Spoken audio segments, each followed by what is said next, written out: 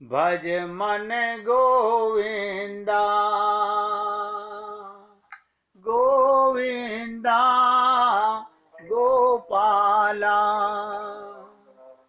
गोविंदा गोपाला गोविंद गोविंद गोपाल भज मन गोविंदा गोविंद गोविंद गोपाल भज मन गोविंदा गोविंदा गोपाला गोविंदा गोपाला गोविंद गोविंद गोपाल भज मन गोविंदा। बहुत ध्यान से सुनिएगा। बहुत गहरे एहसास जो हमारे दिल को छू जाएं, बहुत सच्ची।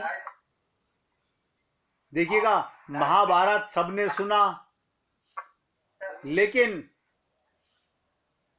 एक ऐसी कथा सुनाता हूं जो बहुत कम लोगों ने सुनी होगी। आपने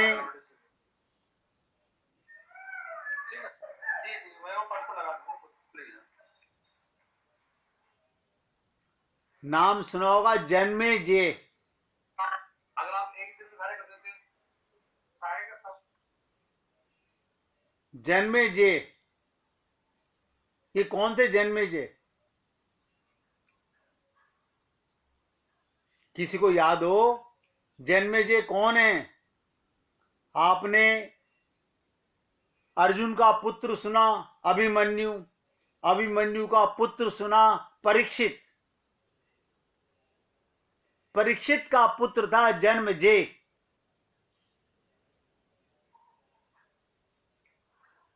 एक दिन ये परीक्षित का पुत्र जन्मेजय वेद व्यास जी से कुतर्क करने लगा, जवाब सवाल करने लगा। क्या बोला वेद व्यास जी से? जहां आप स्वयं थे, भगवान कृष्ण थे, भीष्म थे, द्रोणाचार्य थे, युधिष्ठिर थे, महान लोग उपस्थित थे, फिर भी आप महाभारत के युद्ध को होने से नहीं रोक सके। ये परीक्षित के पुत्र जन्मेजय ने वेद व्यास जी से प्रश्न किया, और देखते देखते अपार धन की हानि हो गई, हजारों लाखों लोग मारे गए। क्या कहता है जन्मेजय? यदि मैं उस समय रहा होता, अपने पुरुषार्थ से इस विनाश को होने से बचा लेता। मिथ्या अहंकार, अहंकार से भरे जन्मेजय के शब्द थे, फिर भी व्यास जी शांत रहे। कुछ जानते हैं, होगा वही जो राम रचि राखा। उन्होंने कहा, पुत्र अपने पूर्वजों की क्षमता पर शंका ना करो, ये विधि का विधान है, उसने निश्चित था, जो बदला नहीं जा सकता। बहुत से लोग कहते हैं अगर हम होते तो ऐसा ना होने देते। ऐसा नहीं है। यदि ऐसा हो सकता तो कृष्ण में इतना सामर्थ्य था, वो युद्ध को रोक सकते थे। जन्मेजय अपनी बात पर अड़ा रहा। और आजकल के बच्चे आप देखते हो, वो भी अपने जोश में, मैं होता तो ऐसा करता, मैं होता तो ऐसा करता। हम अपने बाप दादाओं की बातों पर, कईयों पर आक्षेप करते हैं, ऐसा नहीं होना चाहिए था। और कहते हैं होने वाली किसी भी आप मेरे जीवन की, देखिएगा क्या कहा, जन्मेजय ने वेद व्यास जी से, आप मेरे जीवन की होने वाली किसी होनी को बता दीजिए जो मेरे जीवन में होने वाली है, मैं उसे रोककर प्रमाणित कर दूंगा।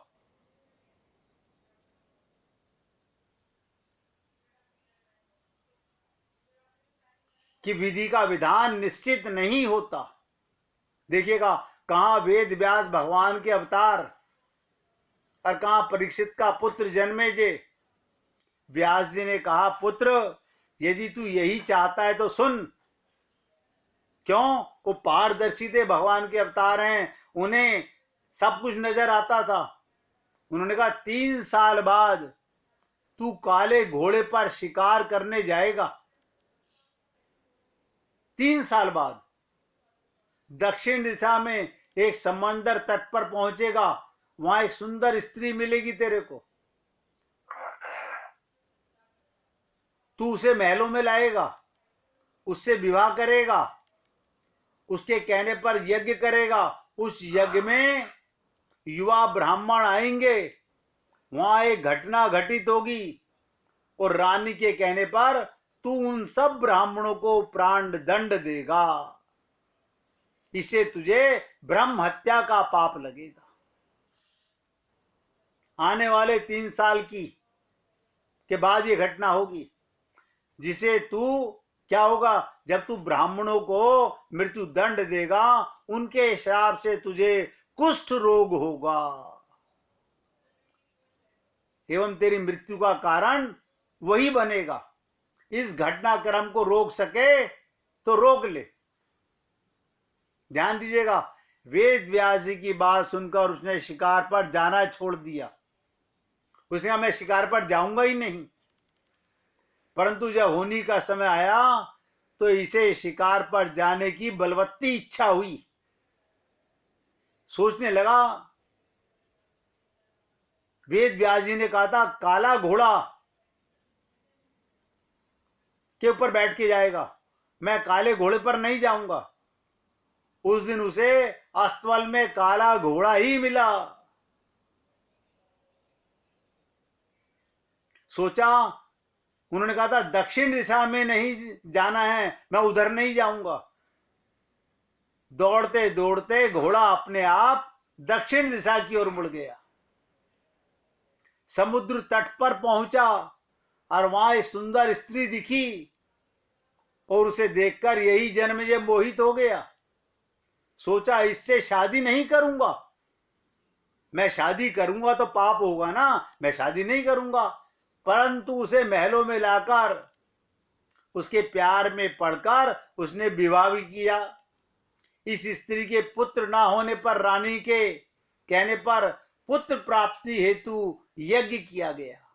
उस यज्ञ में युवा ब्राह्मण ही आए और रानी ब्राह्मणों को भोजन करा रही थी। ध्यान दीजिएगा, तभी हवा चली और रानी के वस्त्र उड़ने लगे। ये देखकर युवा ब्राह्मण हंसने लगे। रानी क्रोधित हुई। रानी के कहने पर जन्मेजय ने सारे ब्राह्मणों को प्राण दंड की सजा दी। फलस्वरूप उसे कोढ़ हो गया। अब ये घबराया और शीघ्र व्यास जी के पास पहुंचा, उनसे जीवन बचाने की प्रार्थना करने लगा। वेद व्यास जी ने कहा एक अंतिम अवसर तेरे प्राण बचाने का और है। मैं तुझे महाभारत का श्रवण कर, ध्यान सुनिएगा, मैं तेरे को पूरा महाभारत सुनाऊंगा, जिसे तुझे श्रद्धा एवं विश्वास के साथ सुनना है। मैं आप लोगों से कहता हूं ना, अगर सत्संग सुनो तो पूर्ण श्रद्धा और विश्वास से सुनो, बुद्धि मत लगाओ।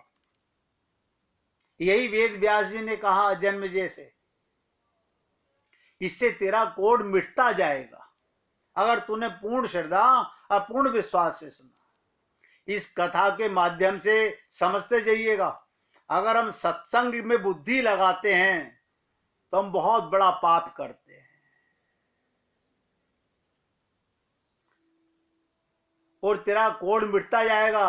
परंतु यदि तूने किसी भी प्रसंग पर अविश्वास किया, क्या कहा हम वेद व्यास जी ने, कहीं भी तूने अपनी बुद्धि लगाई और अविश्वास किया तो मैं महाभारत का वचन रोक दूंगा कि वो अब सुनाना बंद कर दूंगा, फिर मैं तेरी जीवन नहीं बचा सकूंगा।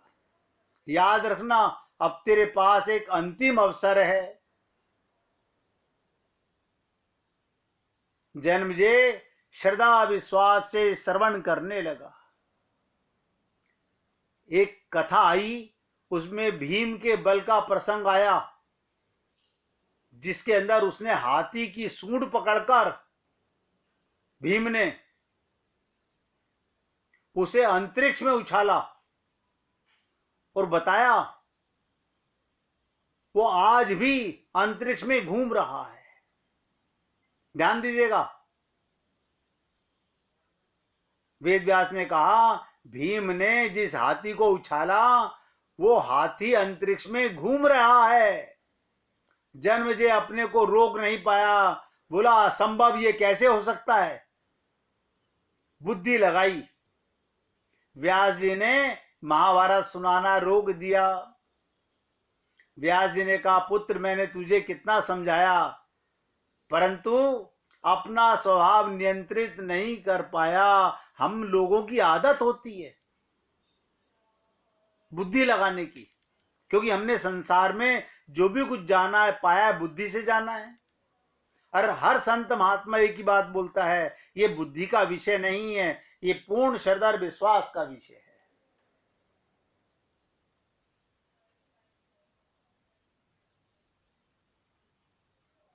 क्योंकि ये होनी द्वारा निश्चित था। व्यास जी ने मंत्र शक्ति से, ध्यान दीजिएगा, व्यास जी ने जन्मेजय को दिखाने के लिए मंत्र शक्ति से उस हाथी का आह्वान किया जो ऊपर घूम रहा था।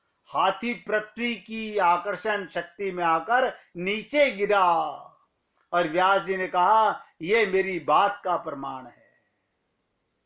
जितनी मात्रा में जन्मेजय श्रद्धा और विश्वास से कथा श्रवण की, उतनी मात्रा में उसका कोष्ठ रोग मुक्त हो गया, परंतु एक बिंदु शरीर में रह गया और वही बिंदु उसकी मृत्यु का कारण बना।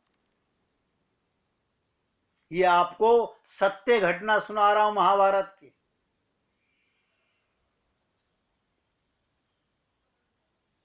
आप और हम लोग नहीं जानते हमारे जीवन का नाटक कब किसको मिलना है, कैसे मिलना है, कहां मिलना है, परमात्मा के द्वारा लिखा गया है। पहले बनती हैं तकदीरें, फिर बनते हैं शरीर। मैं आपको बोलता हूं ना कि मैं आपका सेवक हूं, ये परमात्मा का पहले से सुनिश्चित है कि मेरे को आप सबकी सेवा के लिए भगवान ने पहले से नियुक्त किया हुआ था।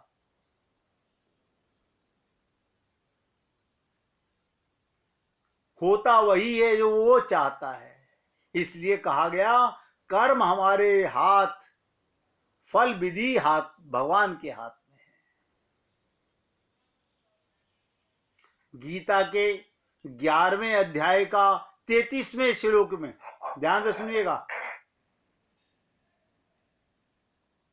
गीता के 11वें अध्याय के 33वें श्लोक में श्री कृष्ण अर्जुन से कहते हैं उठ खड़ा हो और अपने कार्य द्वारा यश प्राप्त कर। क्या यश प्राप्त कर? जिन्हें तू मारने से डर रहा है वो तो मेरी दृष्टि में पहले से मरे हुए हैं। उनकी मृत्यु तो मैंने पहले ही सोच ली थी, सुनिश्चित था वो मरेंगे। ये सब तो मेरे द्वारा पहले ही मारे जा चुके हैं, तुझे तो केवल निमित्त बना रहा हूं। इसलिए मैं आपसे बार बार निवेदन करता हूं, संत महात्माओं का हम लोगों के जीवन में आना, सत्संग का हम लोगों के जीवन में आना, ये पहले से नियति है भगवान की। अब हमारे पास क्या है? उस भगवान की नियति को हम कितने हृदय से सुन रहे हैं, कितनी श्रद्धा और विश्वास से सुन रहे हैं। इसलिए मैं आप लोगों से बार बार निवेदन करता हूं कि सत्संग बुद्धि का विषय नहीं है।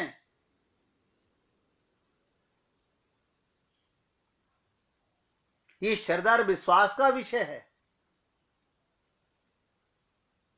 आप देखिएगा, लोग पूछते हैं कि क्या प्रमाण है कि मैं आत्मा हूं। अरे, शरीर को छोड़कर जाने वाली आत्मा ही थी। जब चला जाता है फिर हम कहते हैं वो चले गए, लेकिन जब तक शरीर में होता है हम अपने को आत्मा नहीं मानते। क्यों? क्योंकि अनंत जन्मों की अज्ञानता हमारे साथ लगी हुई है। हम अपने को देही मानते हैं। देह में रहना बुरा नहीं है, देह मानना बुरा है। इसलिए बार बार कहता हूं, हमें नया कुछ नहीं करना, कोई घर परिवार नहीं छोड़ना। जहां स्वयं पहले से निश्चित है कि किसका कहां जन्म होगा, कहां किसका कैसे संबंध बनेगा, बस ध्यान में रखना सदा भगवान रहते साथ में। उसकी कृपा को महसूस करो। अरे, हम कितने भाग्यशाली लोग हैं कि हमें रोज सत्संग सुनने को मिलता है। यानी भगवान अपनी प्राप्ति का पूरा मौका दे रहे हैं। इसके बावजूद भी हम लोग ये सोच नहीं पाते। हम नहीं सोच पाते।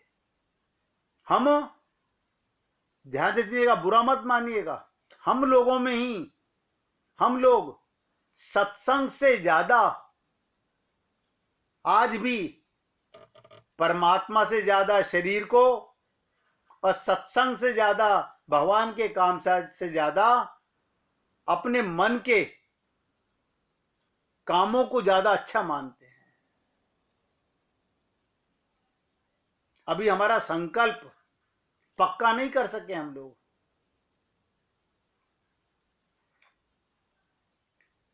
इसीलिए आपसे बार बार निवेदन करता हूं कि बार बार सोचो, माया तो फिर मिल जाएगी, पर न हरि हर बार मिले।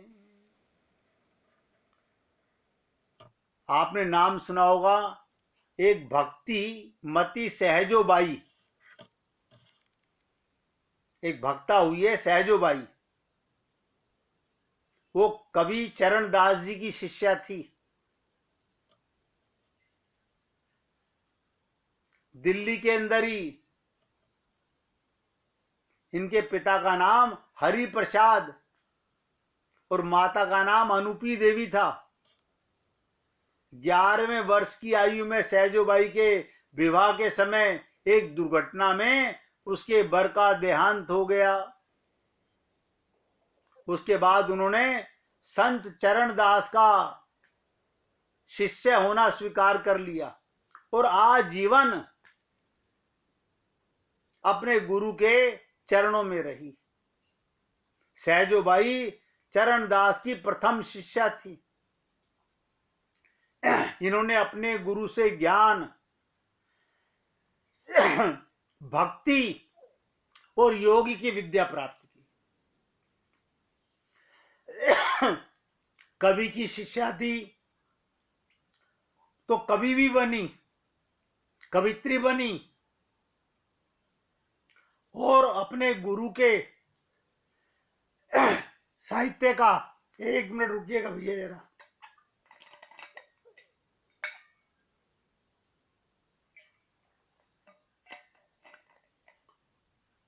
बहुत प्रचार किया।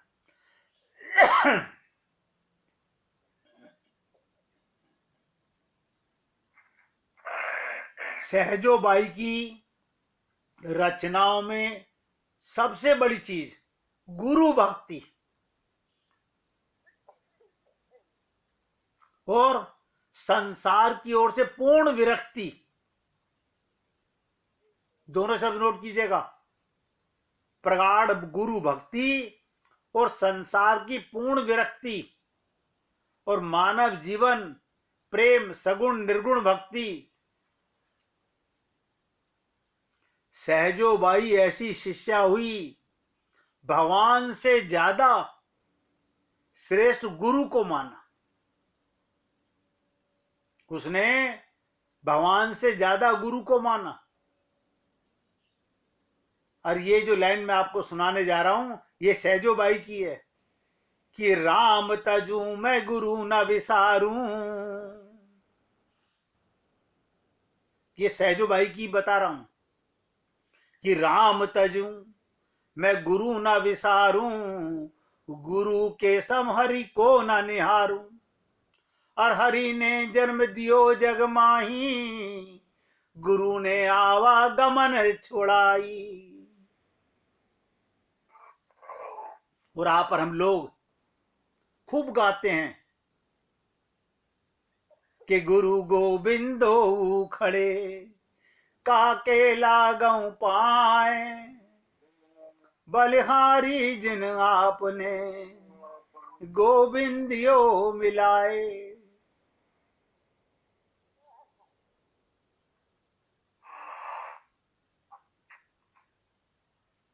क्या बताऊं मैं,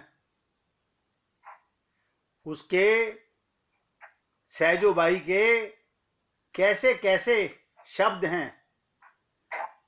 क्या कहा उसने, सहजो जीवत सब जगे।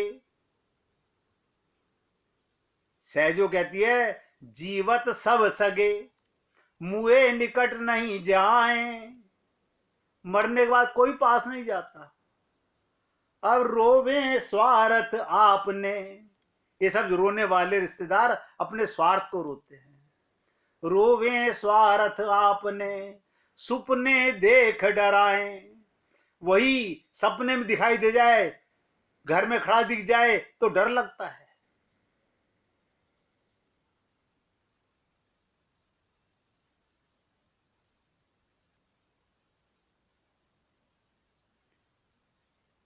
जग क्या कहती है सहजोबाई, जग देखत तुम जाग जाओगे, जग देखत तुम जाग जाओगे। जगो देखते हुए देखते तुम जाओगे। और तुम देखत जग जाए, सहजो यही रीति है, मत कर सोच उपाय। प्रेम दीवाने जो भय, मन भयो चकनाचूर। छके रहें घूमत रहें, सहजो देखी हुजूर। सहजो ने क्या कहा, सहजो नन्ना हुजिए, गुरु के वचन समार। अभिमानी ना हर बड़ो, भरमत फिरत उजाड़। आप अजपा जाप को जानिए। गुरु की सबसे बड़ी प्रेरणा होती है ए जपा जाप। जो माला में करना पड़े वो जाप नहीं होता। ए जपा जाप तन मन प्रेम लगाए, सहजो बाई कहें तब आवागमन नशाए। अब 1 मिनट कीर्तन कीजिए।